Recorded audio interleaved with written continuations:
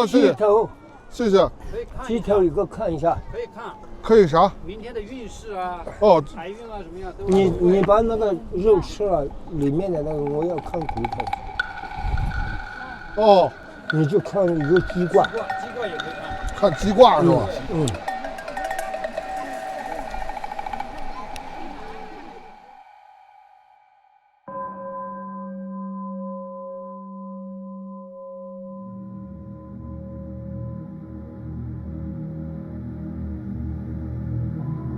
咱们书接上回，话说这长江源头的水汇成了沱沱河，它又叫通天河。沱沱河继续向下，过智多县、曲麻来县、承多县，最后在青海省玉树州承多县直门达村与巴塘河汇合后，再往前走，就成了金沙江。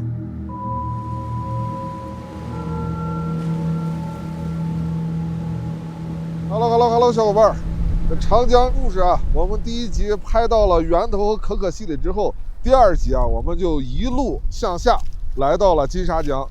所以今天我们会从丽江古城出发，沿着这个国道啊，顺着这个金沙江往里走，我们去看看金沙江里面的人，他们的生活是什么样的。当然这一次啊，依然是大众途昂 Pro 啊来支持我们，给我们提供了2辆车啊，我们就开着这个途昂 Pro。一路进去，在金沙江的沿岸，至今住着一群被称为摩梭人的人，他们有着独特的社会结构，部分人还生活在母系社会。同时，他们还在使用着象形文字东巴文，这是被称为世界上唯一一个仍然活着的象形文字。所以，我们将从丽江出发，过虎跳峡到油米村，最后再到泸沽湖。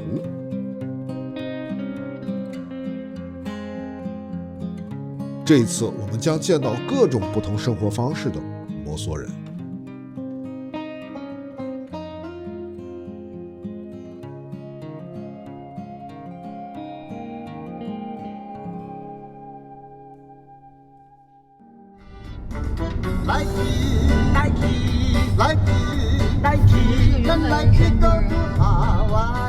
来去夏威夷。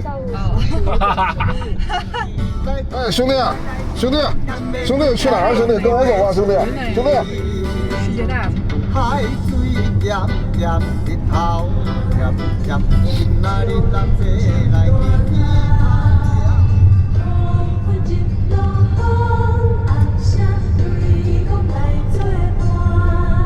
呀，这个路看着带劲啊！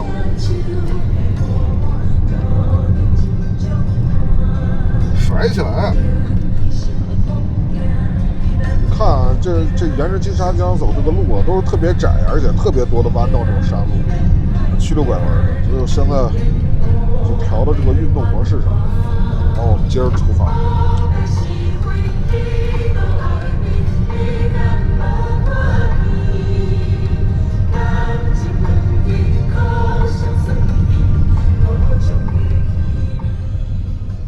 现在是海拔1998米，啊，我看沿途啊，很多人往泸沽湖走还买氧气，我们从这个格尔木下来的人啊，毫无畏惧。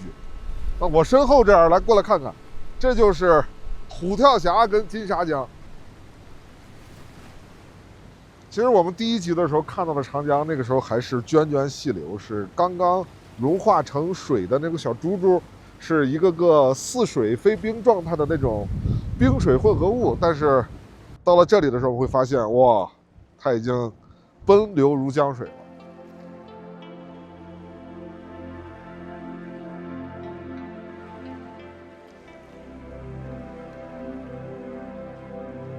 所以这个时候我会想起老子说的“千里之行，始于足下”，我也会想起孔子说的“逝者如斯夫，不舍昼夜”。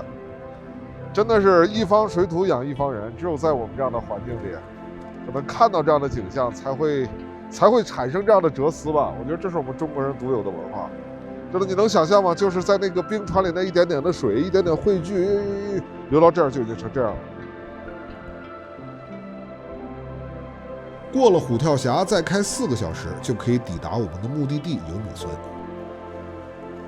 油米村是一个至今传统文化保留的都比较好的摩梭人村落，全村有杨、石、阿3支摩梭人家族。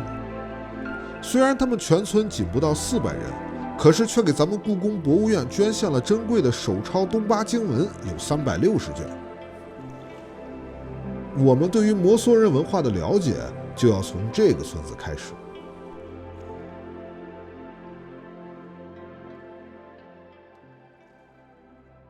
我们现在开车开到这个河边，它是个小河，这不是金沙江。再往前，在那个角角上才是金沙江的。然后我们到这河边之后，我们要到河对岸的这个油米村啊，那是摩梭人一个聚集的一个非常古老的村落。今天呢是4月9号，对于他们来讲是一个很重要的节日，叫沐浴节。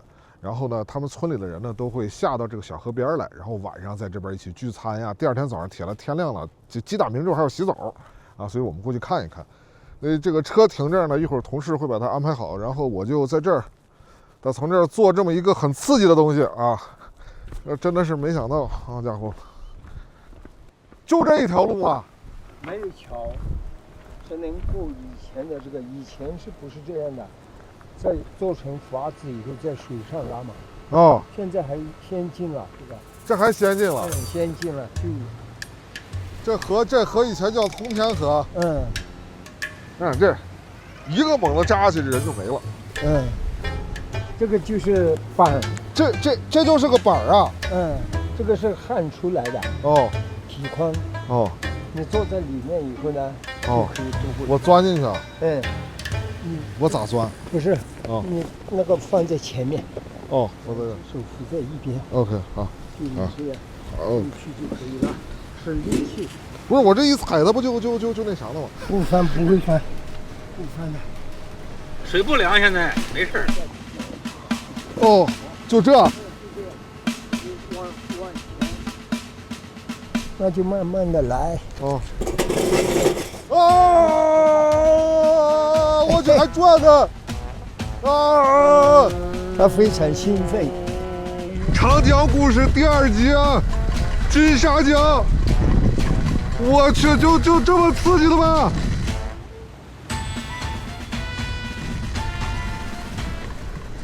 哎呦，我什么这不能看。这就是个吊篮啊！你们做过没有？我也没做过，我不害怕。你是肯定不会怕。你们小姑娘这样的，就现在这个非常感兴趣啊。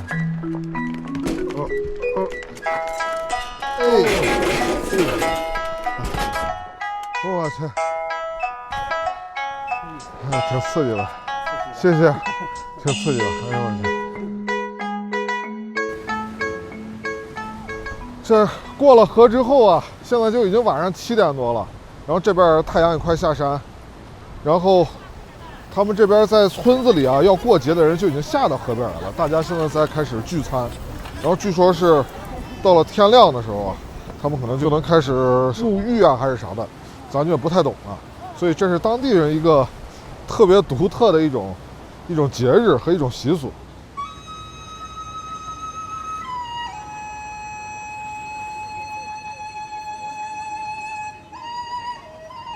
摩梭人在历史上是游牧民族，在《史记》和《汉书》里都有记载，史称牦牛羌。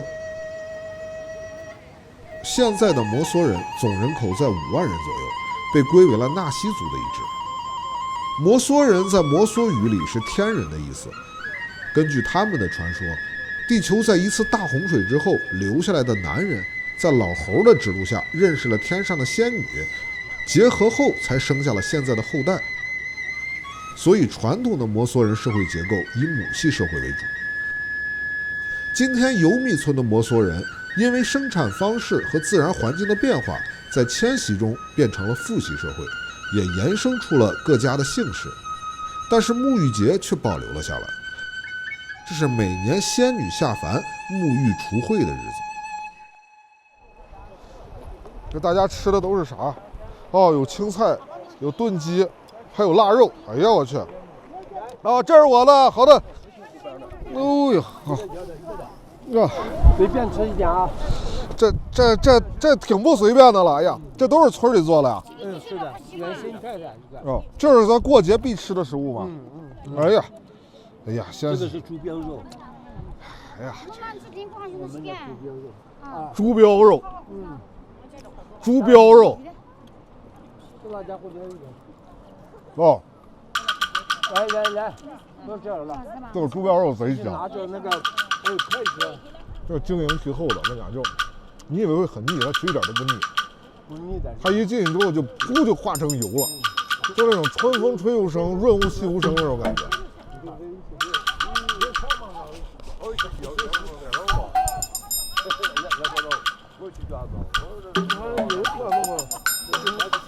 你好啊，你想吃它吗？阿西要不叫阿西？吃我酸菜。阿西多少？来，哇，这酸菜好酸啊，巨酸那种叶子。哦，看了。巨酸就是自己做的好吃没有，酸的。没有，我来这个肉压压。这个也尝一个，这个是我们的自己做的这个，自己做的香肠。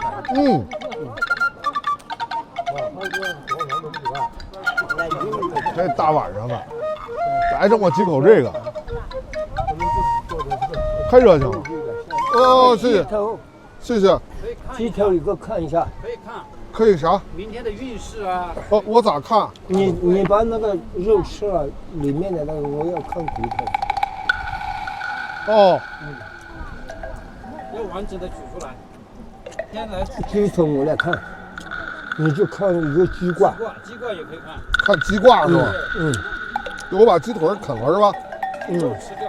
不是肉吃掉，骨头那个要看的。骨头比较多。骨头就我来看，等一下。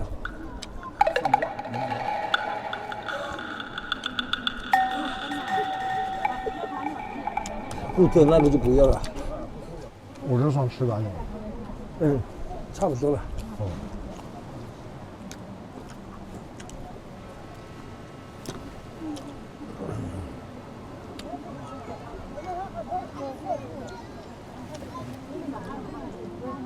鸡冠非常好。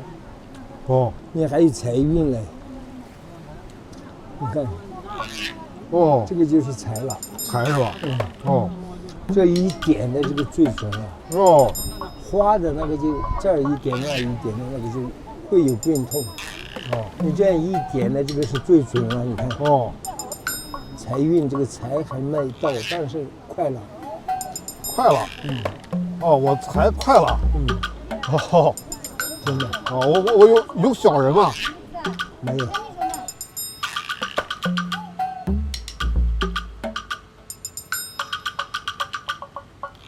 这个节日是本身就，我们这儿有4个村，这4个村才有的。就这4个村有。母语节就是我们这4个村才有。就你们这4个村。油米、树枝、瓷瓦。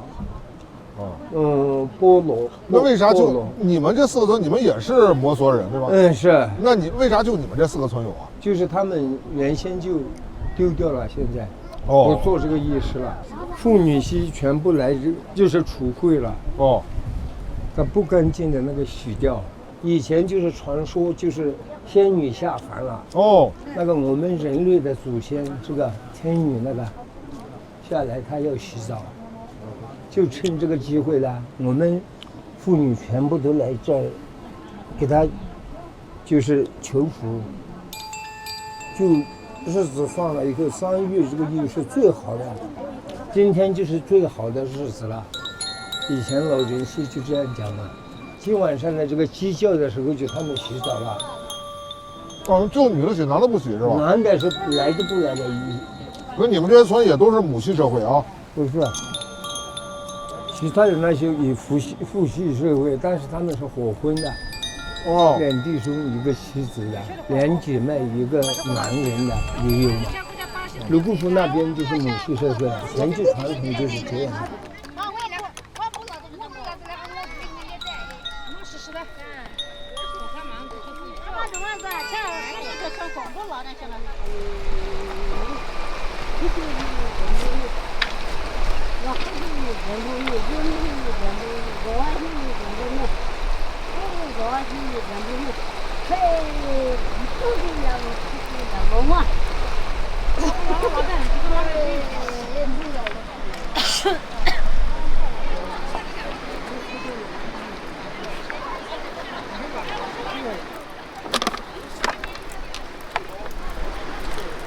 完成了，就完成了。对，好吧，这样就可以退掉所有的小人，所有的。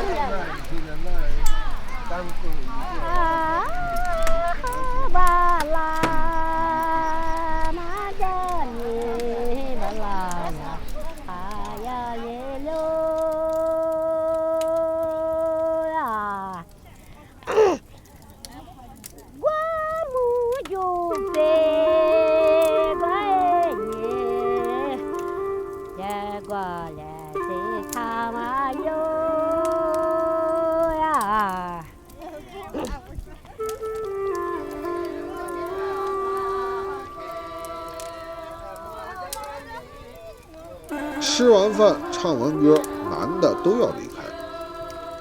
村里的女性会在河边一直等到天亮鸡叫，然后开始沐浴。我们一行，秋秋和小花留下，剩下的只能去车里凑合一下。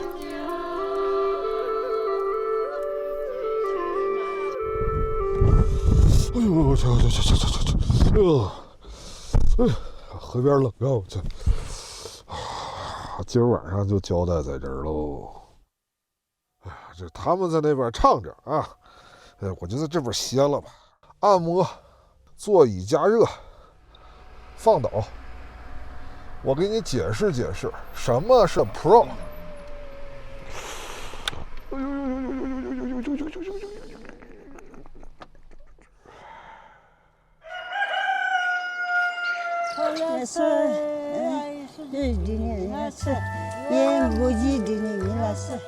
我这你我这我那3万7岁这你我就见了这个来选了我那去想你这瞧如果吃送去就吃去几个吃送去嘛个我这一家一不就嘛那不然就去瞧我那顾客可能两个一模半呢我这个我现在我现在是这个吃开我给是不是的苦这嘛穷嘛穷这老老实实恶恶实实我见着了嘛他就往过不用去偷这个我见着了就嘛过生着那个我过我真的意思就偷这个瞧这吃呢瞧这播那个瞧我可怕进去呢以前我呢我老家住来蒙进去吧的来蒙城的来讲呢可怕进呢我个瞧啥这来去这嘛进去吧的我呢瞧啥这个去他可怕也我个点过来是病嘛应该学的病那个啊他好这个丁个哈哈想到我讲听去吧这个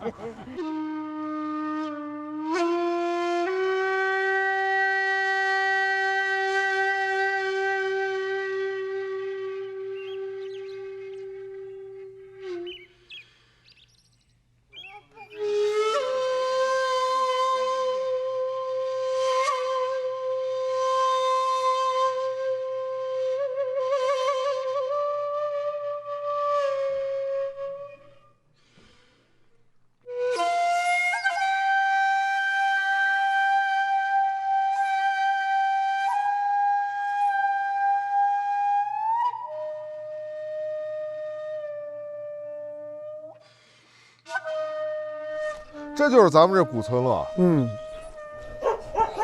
就这个，这个是我们的东巴文了。我写的这个对联线形文字，空女哈树哈志，就是这个嘴找吃的能找到的意思了。这个是嘴，找吃的能找着。那这几个是啥意思？就是这个是饭了嘛。哦，饭。这个是一个连词，这个是你看饭，这个是本身是提的意思，但是用音的话就是树，就是找的意思了。哈志就是找到的意思了。那个时候就你看，粗簸谷时入簸瓜时，就冬天的这个小麦这一节是满仓夏天的这个一节，满架的意思了。这个是从我们屋去，这个是。冬天的话就有9对母牛哦，挤奶以后能吃到的意思了。这个是我们的食物。夏天间呢，就是7对母牛这个挤奶以后能吃到的意思了。哦，来家里坐，先喝一点水。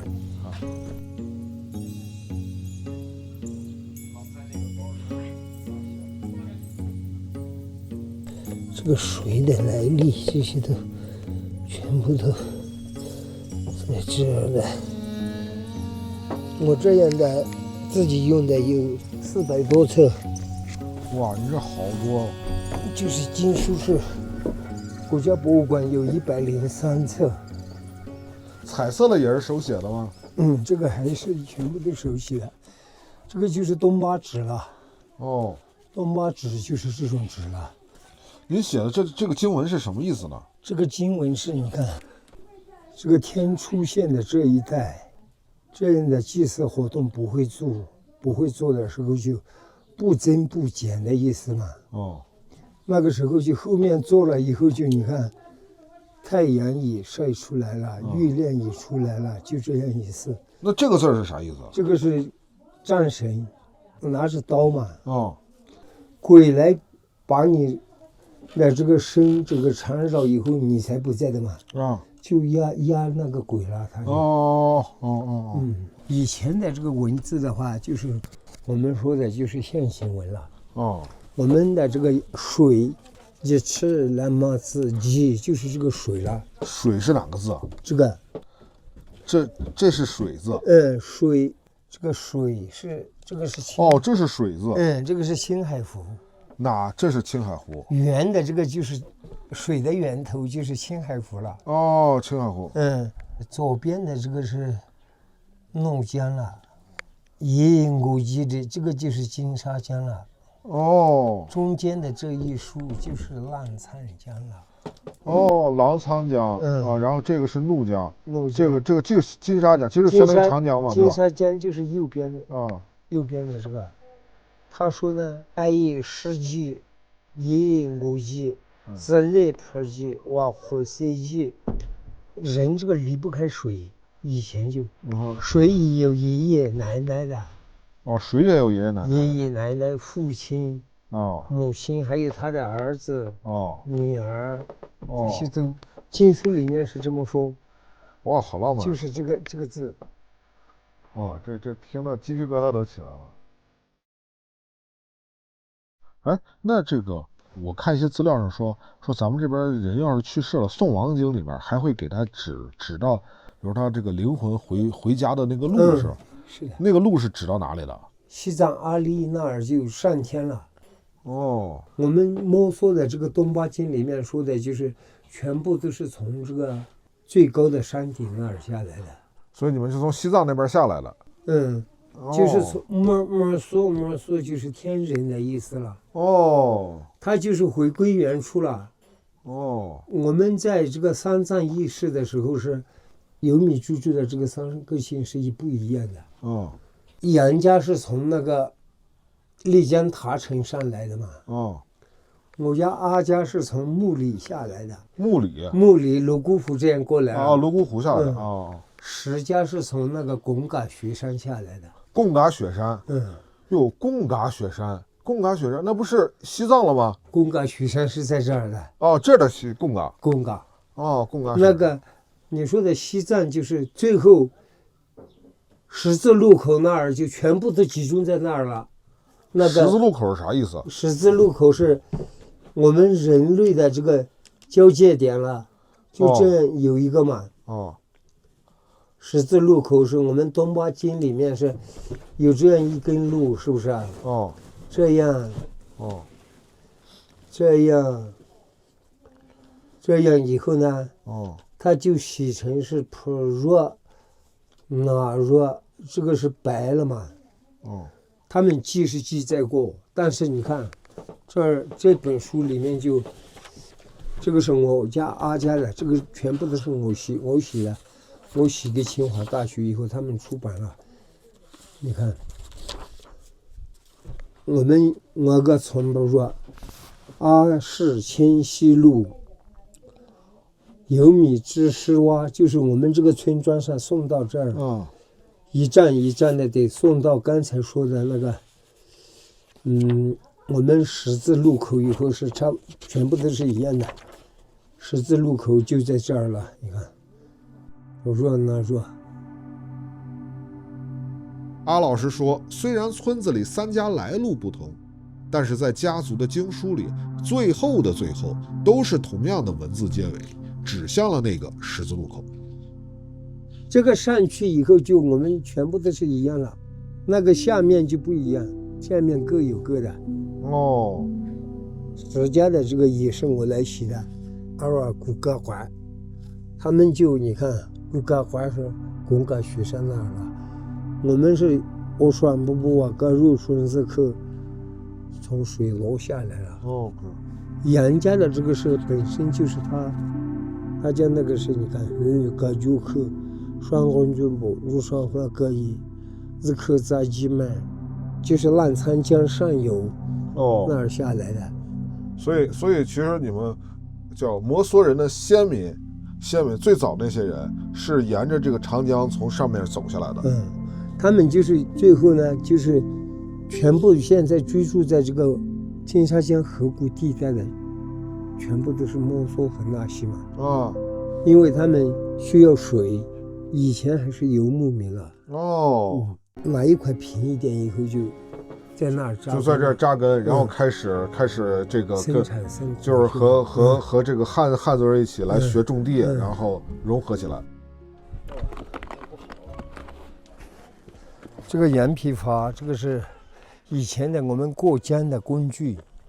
这个它主要就是把人扶起来的那种了。穿上这个的话就可以背30到40斤的东西，不然的话会沉下去的。就这儿捆上以后呢，从这儿吹气，这能吹起来？这个是不行了，重来住了，不然的话这样做出来非常关气的。那个时候就穿也是这样穿的，你看，就这样，一定要这样的。这样系上，后面要呈8字形。来一看，这儿要拴上一个格栅以后，从这儿加气，吹完以后这儿扎一个口，就这样扶了。天哪！然后每个人背30-40斤能过江。最冷、最冬天的时候游过这个。冷了这样发抖啊。明白了。但是没办法。明白了。哎呦，谢谢您。一句没办法，说的我们这些小辈儿有些汗颜。没办法3个字听起来是云淡风轻，却不知饱含了多少先人为了生活与环境抗争的努力。下了我往左边倒，反正往左边倒了。告别了阿老师，我们继续上路。在不远的泸沽湖畔，正有一场摩梭人的婚礼等待着我们。说哈西那面你米拉的汉人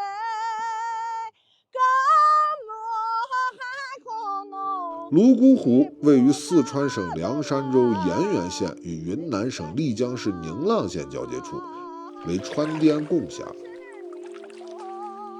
盐湖居住着摩梭人、普米族、彝族、蒙古族等7个民族。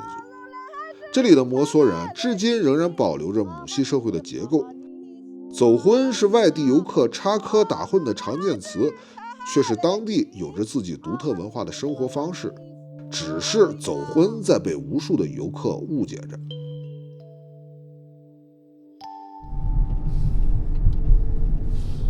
我们这儿从这个金沙江边一路开到了泸沽湖。哎呦，这黑灯瞎火的，这早上起来啊，天还没亮呢， 5点来钟，现在赶着去参加一个这个摩梭人的婚礼。泸沽湖这边的摩梭人啊，跟我们在金沙江边看的摩梭人都是摩梭人，但是呢，因为他们这个生活的这个地域不同啊，然后这个姓氏族群略有不同啊，所以说他们的这个整个的家庭的构成啊，还有生产生活习惯也都不一样。这边的还有一部分摩梭人呢，他是就是我们简单来说就是母系社会嘛啊。然后，但是其实呢，实际情况要比这个复杂的多。今天这对新人呢，就是一边呢是摩梭人，一边呢是汉人啊，然后呢一边是云南人，一边是四川人啊，都在这泸沽湖边，所以它是一个特别融合的事儿。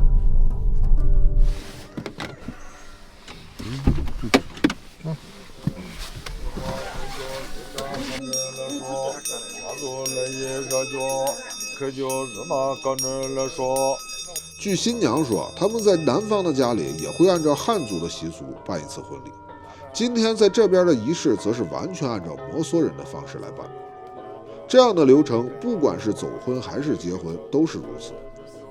事实上，所谓的走婚也不是游客嘴里戏谑的一夜情，而是一种根据当地生产生活习惯而形成的生活模式。走婚也是婚，双方都要忠于彼此的选择。和我们印象里的婚姻不同之处，只是在于走婚的双方白天各自在自己家里生活，多数情况下是男方晚上来到女方家里生活在一起。如果有了孩子，一般也会留在母亲的大家庭里抚养。这也是我们所说的摩梭人的母系社会。在这样的家族结构中，家中祖母为长主内，主外露面者多为男性，一般由舅舅承担。在实际的生活中，也会出现走婚的一方加入到对方家族生活的情况，也会有2个人独立成立小家，单独居住的情况。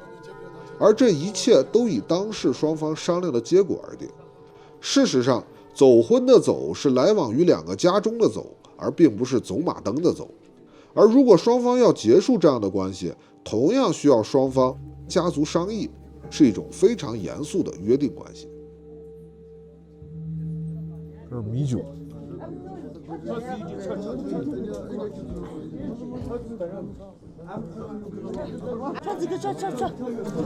不是我们的摩梭的苏力马酒。苏力马酒。对。这是青稞酿的吗？对。哦，青稞酿。你是娘家的？对，我是娘家小姨。哦，你小姨。哦。这油条跟那大肥膘，这好吃啊！哦，好，谢谢。哦，这，哦，好的，我就这么吃是吧？对。现在这个。都是盐水煮的，就咸着知道，又有肉香，这样好吃。它就是我刚才那一盘，然后做完法拿走了，分好了就拿起来了。我来拿个肉尝吃。对。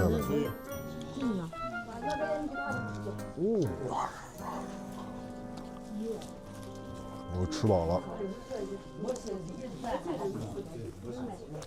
可以开始给大家讲讲这个屋的布局了。这是一个非常典型的一个摩梭人家的住宅布局。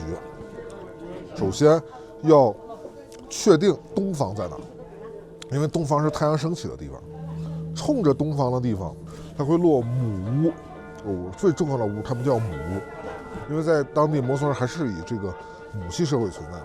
就是刚才我们看着新人磕头啊、念经啊、火堂啊，就都是母屋了。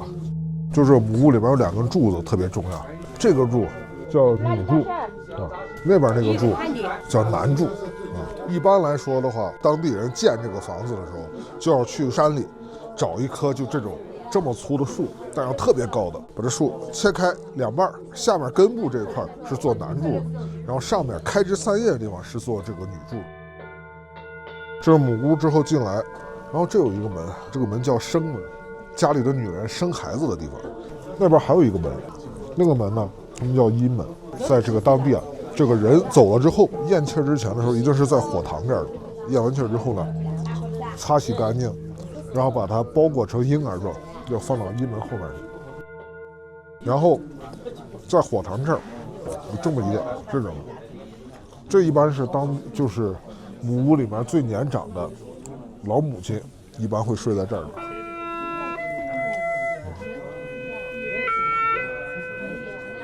至今仍然有近30%的摩梭人居住在泸沽湖附近，保留着母系社会的结构。这里的摩梭人孩子起名也没有姓，主要是跟着母系家庭生活。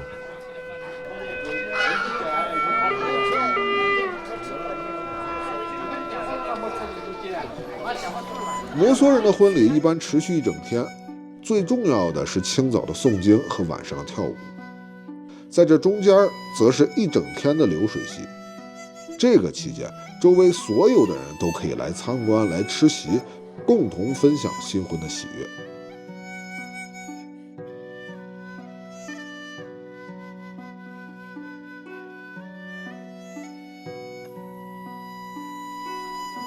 好家伙，我是这见识到这流水席了。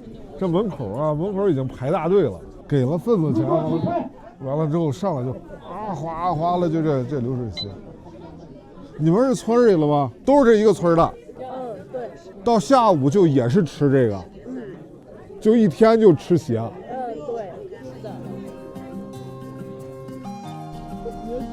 吃个排骨吧。还有大铁锅炒肉菜格外一个香，有时候你在饭店吃感觉不一样。哇，这扣肉好吃。这扣肉太香了。我好喜欢吃席啊！哇，流水席是真快啊！这上菜蹭。这是啥汤啊？这是？牛肉。哦，牛杂汤牛肉。好啊，这太硬了吧！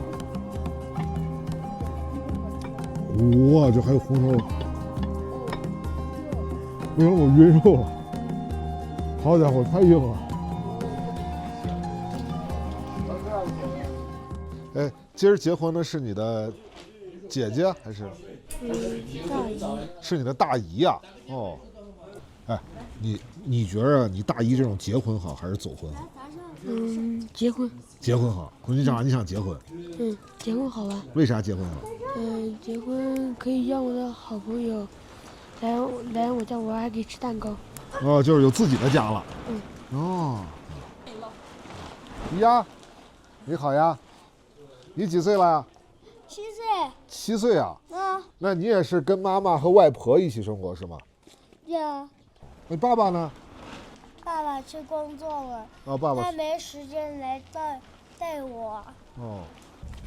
然后呢，他就在那个地方住的，然后他就来我家玩了。哦，你爸经常来你家玩。他是还我的小猫的，我的小猫还回来的时候，他把你小猫借走了。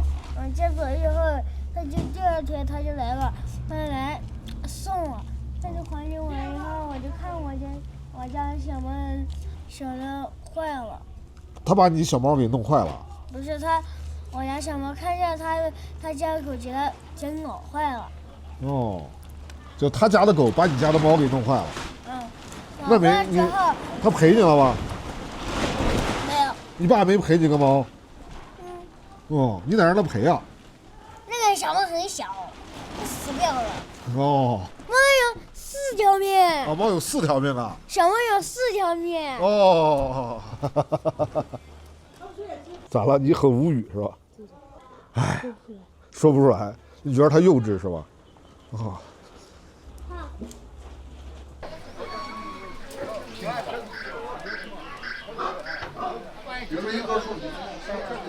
就你们家里是谁说了算？祖母说了算。祖母说了算啊？那祖母来了吗？祖母来了吗？儿子生啊的在的，多晓得的在。哦，他走了，那现在谁说了算？谁说了？他家住这里有个人。你看这个，别乐，你看这个。你们的普通话不会讲。哦，不回家啊。我给他们给药，这哪可能？哎呦我。我说这跟姐姐们在一起，那就是亲家。小的才好干啥？出去吃的嘛不好干啥？反正都是女的当家呗。哦，所以你是家里的，你是女方的。我是他妹妹。哦，你是妹妹哦，所以你也生活在这个屋里。回去什么地方？不在。啊，你不在这儿生活，你是在哪儿生活？另外一家。啊，在另外一家。现在还是那种，比如说也有走婚的，也有结婚的，就都是这样的。哎，那现在是这个结婚的多，还是像原来这种走婚的多？结婚，然后如果双方都是这个少数民族的话，就走婚。啊，找人就可以走婚啊。如果是汉族的话，就是结婚了呀。哦，明白了，明白了。那像你姐姐这种，她结了婚，她就不在这个家里了，她就等于是嫁出去了，对，就没那一嘛。对吧？跟汉族结婚的话，一般都是这种。都是这种，对。那你个人会想，就是嫁出去，还是想在这走婚？我个人的话是走婚。哦，你会想走婚啊？对。那走婚的话，仪式会有不同吗？没有，都是一样的仪式。啊，走婚也是这种仪式。OK。都要进行订婚，订婚之后再结婚嘛。哦，对。啊，那这个走婚就不用领证吗？还是什么？也要领。现在的话，也要领。因为要生小孩的时候就要结婚证嘛。哦，那有什么差别？没什么差别了。对，但是我们的话是双方自由嘛，结了婚也是自由的。哦。住你家，我住我家，就婚姻自由了呀。哦，明白了。那不是两个人一直都在一起了吗？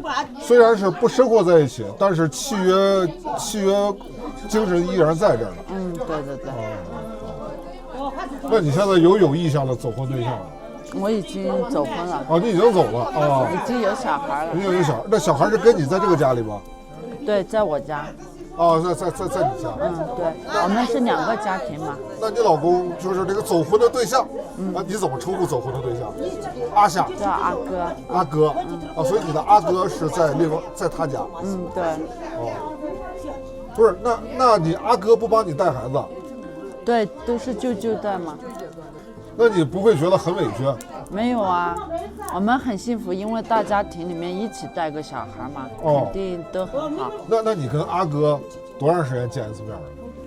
一天见一次呀。哦，一天见一次。我听你这感觉每天反正就是晚上，对晚上，所以才有新鲜感嘛。晚上才会过来。哦，晚上过来。对，早上他又回去帮他家干活。那也是，就作为舅舅，也帮带自己家的孩子。对，是的。哎，那孩子跟谁姓？孩子的话，我们没有姓，我们都是这样直接起个那个名字，少数民族的名字就可以了。哦。就很多两个手都那就。不过俩人不在一起生活，其实就会减少很多摩擦。对。如果不在一起了的话，必须是像我们的话，一般结婚了就不会有背叛，这样的很少。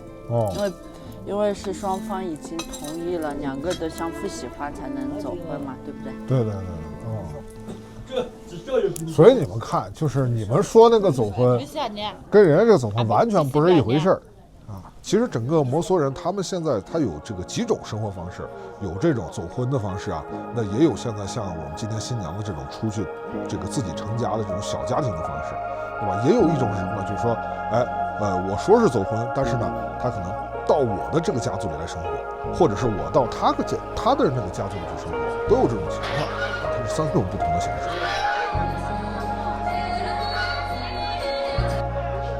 当晚的跳舞，新郎和我一样都是新手。我们实际体验了什么叫我们的祖国56枝花55个能歌善舞。到了对唱环节，新郎唱了一首粤语歌，让我意外的是，现场毫无违和感。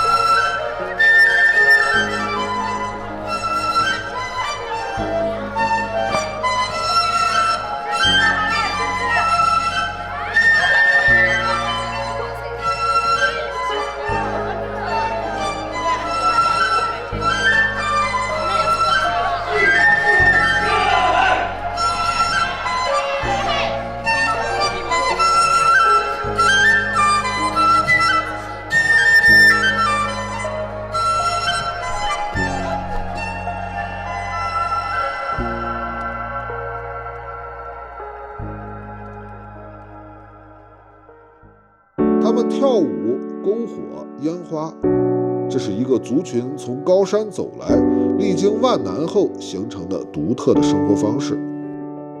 有人会问摩梭人，不能和爱人一起抚养孩子，岂不是很遗憾？有的摩梭人则会回答，一辈子那么短，不能和家人走完一生，岂不也是遗憾？其实只要是两个人在一起，契约之下就一定会有遗憾和让步。多数时候，自然与环境带来的挑战远超过这些让步所带来的遗憾与困难。而在生活之外，不管你是哪家人，经书里最后的文字一定是那个十字路口。历经苦难和幸福的一生，所有的别离都是瞬间的，大家注定会在终点相遇。这大概是摩梭人的浪漫吧。这就是我们金沙江的故事了。浪漫之后，我们继续出发。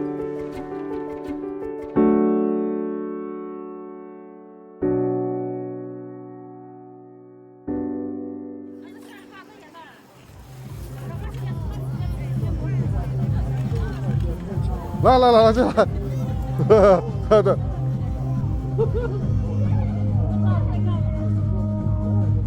来，第三个来，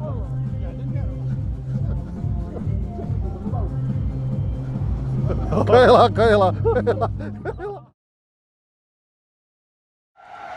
それが東京。他们生活挺魔幻的。继续往前走吧。我操！泰国人回国求的是什么？可以赚大钱。All out of this machine. All right. 都是穷人，我也是。谁骑在师傅身上？跟没拼吗？我早想回家了。听了，天要台湾了，不要台独了。